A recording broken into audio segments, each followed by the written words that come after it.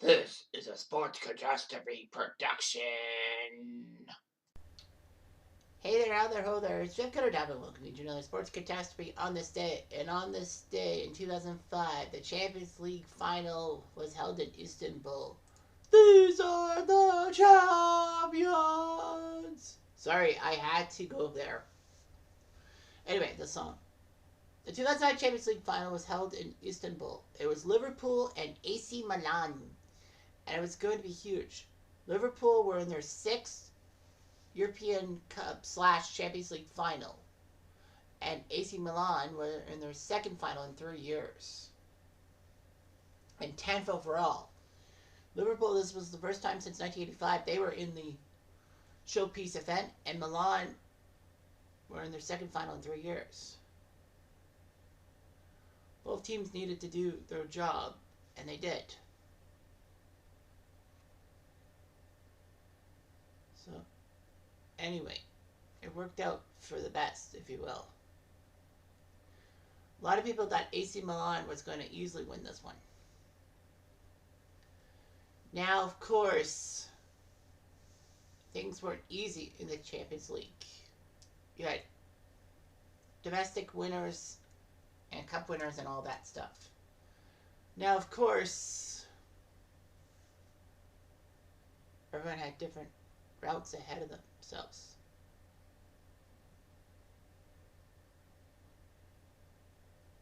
Liverpool would have to go through a qualifying phase and beat Grazer of Austria 2-1 on aggregate to get to the Champions League in the first place.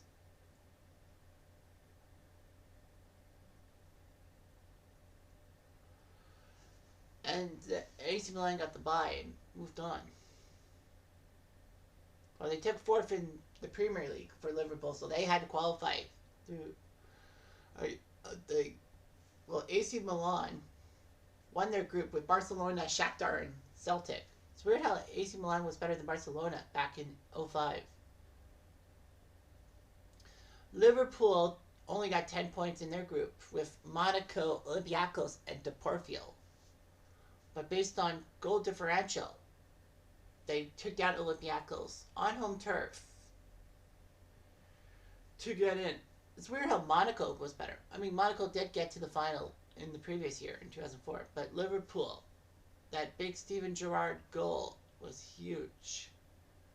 The half volley got it. And Andy Gray would say, "Oh, you beauty! What a hit, son! What a hit!" AC Milan would go through the knockout stages. They would have to take on my squad, Manchester United, beat them 2-0 on aggregate, then crush their city rivals Inter Milan 5-0. Although that was actually a little bit, I don't know what the verb.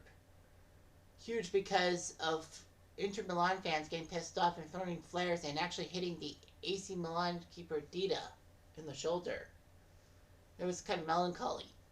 Then they had to take on Eindhoven in the semifinals from Holland. They won 3-1 on the road. It was 3-3 on aggregate, but because they scored 3 road goals and Eindhoven and only scored twice, that meant that they were in on the road goals rule. And then Liverpool took down Leverkusen of Germany 6-2 on aggregate in the first knockout stage. Then the quarterfinals against Juve, they beat them 2-1. And then in the semis, they took down their fellow English squad Chelsea 1-0 on aggregate. So this was the first time Turkey would host a European final. Liverpool's last finals beforehand in the European Cup / Champions League was 1985. When they took on Juventus and lost 1-0. Unfortunately, that would be overshadowed by the Heysel disaster, which Liverpool fans charged Juve fans and killed at least, I think, 39 of them. The worst part was that actually brought English soccer to disrepute because that meant for 5 years English club teams could not compete for the European Cups or even the Cup Winners' Cup.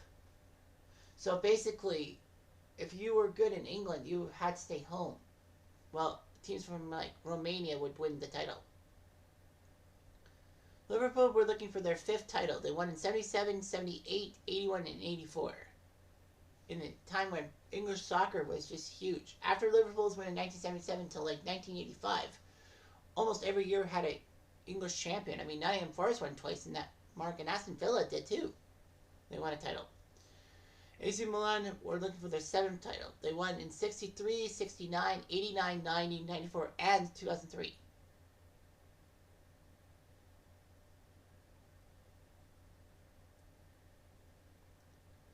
So Milan knew that they were in the Champions League because they took second in Serie A. Liverpool took fourth, could not get top four in the Premier League. And if they won, Liverpool would be going to Champions League. Otherwise, they would be going down to Europa.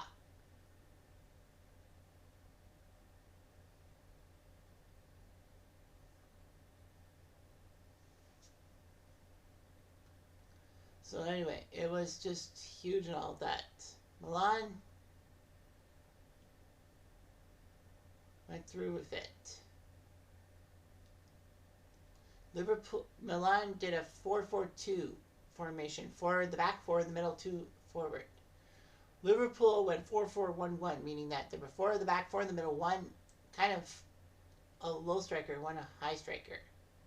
So the starting lineups were this. AC Milan had Dida in net. Their defense was Paolo Maldini, Alessandro Nesta, Jaap Stam, and Cafu. The midfield were Andrea Pirlo, Gennaro Gattuso, Clarence Seedorf, and Kaká. Their forwards were Andrei Shevchenko and Hernan Crespo. Liverpool went with their formation, Jerzy Dudek in net. The defense was Steve Finnan, Jamie Carragher, Sami Hyypiä, and Jamie Traore. Their midfield were Xabi Alonso, Luis Garcia, Steven Gerrard, and John Riise. And their forwards were Harry Kewell and Milan Barros. Barros wearing number 5, which was strange for a forward.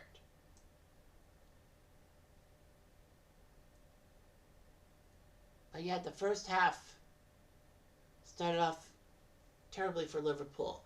Paolo Maldini, the man, the myth, the legend, whose father Cesar was a pretty good player himself in Italian soccer, scored the first goal, and the old man had done it. Maldini knew what he did. 1-0.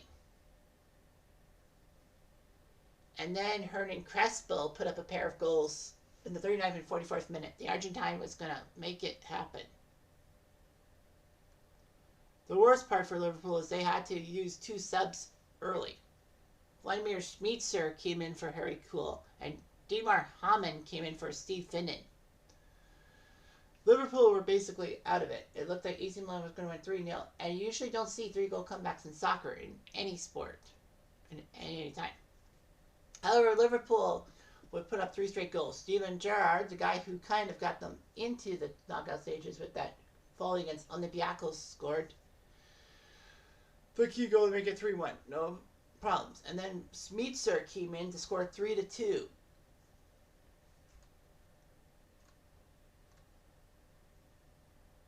And then there was a penalty after Gattuso brought Gerrard down to the box. Xabi Alonso took the penalty and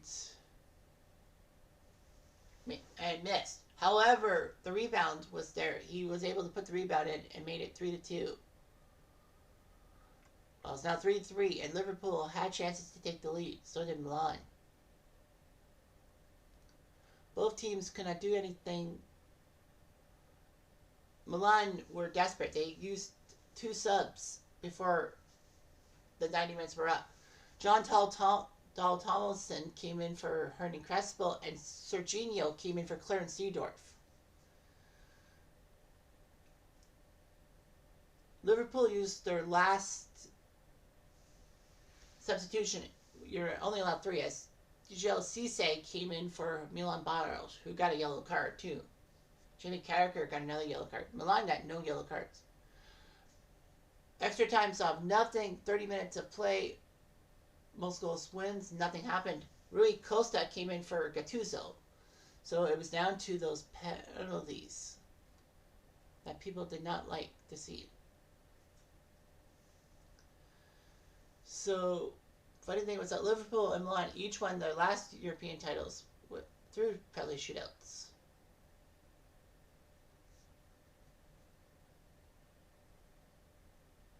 Milan were allowed to shoot first, and Jorginho came in, but he blazed it over the bar.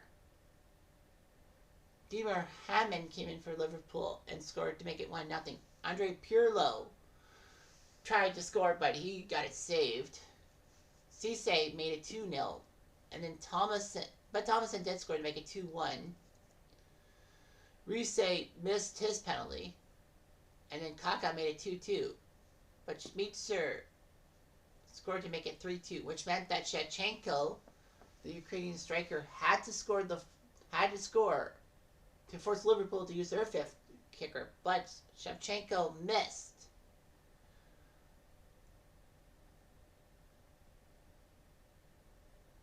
And a shocking block, and Liverpool somehow, in some way, won the European Championship, won the Champions League. It was a shocking loss for AC Milan. They were up 3-0 and it looked good for them. But all of a sudden, Liverpool tied the game at 3. They wanted extra time. Overall, the shots on target were 10-7 for Milan. Ball possession, Milan had it. Corner kicks, Milan had more. Fouls committed was Liverpool having more. And yellow cards were Liverpool. So by all contrasts, it should have been AC Milan. But they didn't.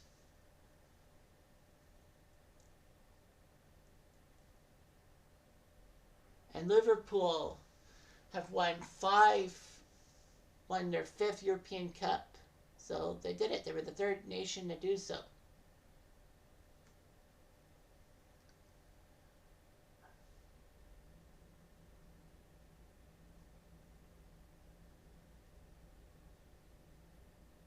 So anyway, that's their 5th European Cup, joining AC Milan and Real Madrid doing that.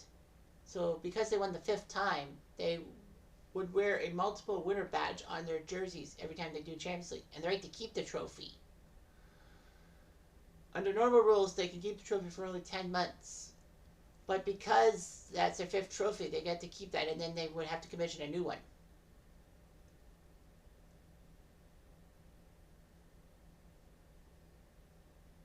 But in 2010, the actual trophy would remain with UEFA at all times.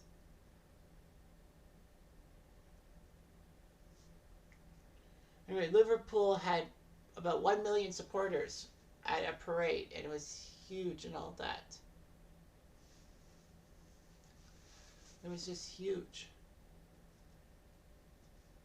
They would drink a lot of champagne. Sainsbury, the supermarket chain, kind of like Sobeys back in Canada, said they didn't expect to sell so much champagne. But yeah, it was huge and all that. Lots of people said that Liverpool would do all that. Of course, Liverpool's winning side would be broken up in a sense because for new arrivals. Vladimir Schmeitzer knew that it was his last game for his club, and he left.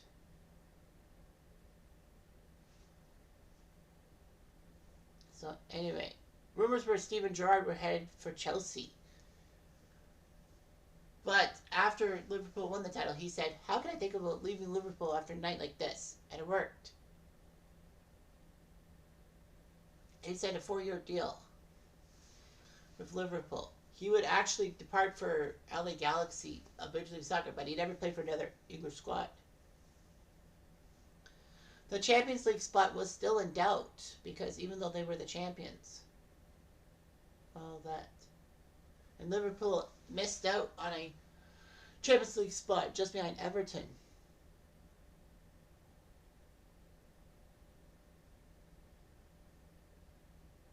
So, anyway. Liverpool were told in June 10th they were allowed to compete in the Champions League. However, they would have to go through the qualifying round and all of that. But they did amend the regulations that in the future, holders would have the right to defend their title and qualify automatically, though at the expense of the lowest placed team in those countries that had more than one qualifier. So with that rule, that would have meant Everton would have been booted from Champions League. Liverpool won the Super Cup, beating CSKA Moscow, who won the UEFA Cup final, or the lower, or what we call Europa nowadays. They went to the Club World Championships and lost to Sao Paulo. They would actually have a rematch in 2007, which AC Milan got their revenge, winning 2-1. It was just huge. 6 minutes of play. In 6 minutes, Liverpool had scored 3 goals to tie AC Milan. All that. They actually did a poll in 2011 saying that Dudek's double save from Shevchenko in the 117th minute was the greatest Champions League moment of all time, beating out Zidane's volley in the 2002 final and Ole Solskjaer's injury time winner for Man U in '99, the miracle at Barcelona. It was just amazing and all that.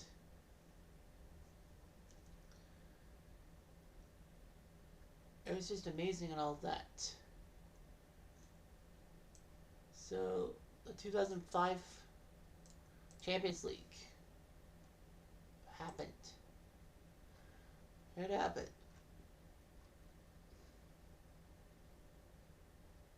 Liverpool had to qualify to be put in the first qualification round. They took down Wales's Total Network Solutions team 6-0. And in the second round, they took down Kaunas of Lithuania 5-1. The third qualifying round, they beat CSKA Sofia 3-2. It was close. They went to the group stage. Then came the group stage, in which Manchester United sucked. They only scored 6 points in Group D. They didn't even get to the UEFA Cup for third place. So, losing to Lille.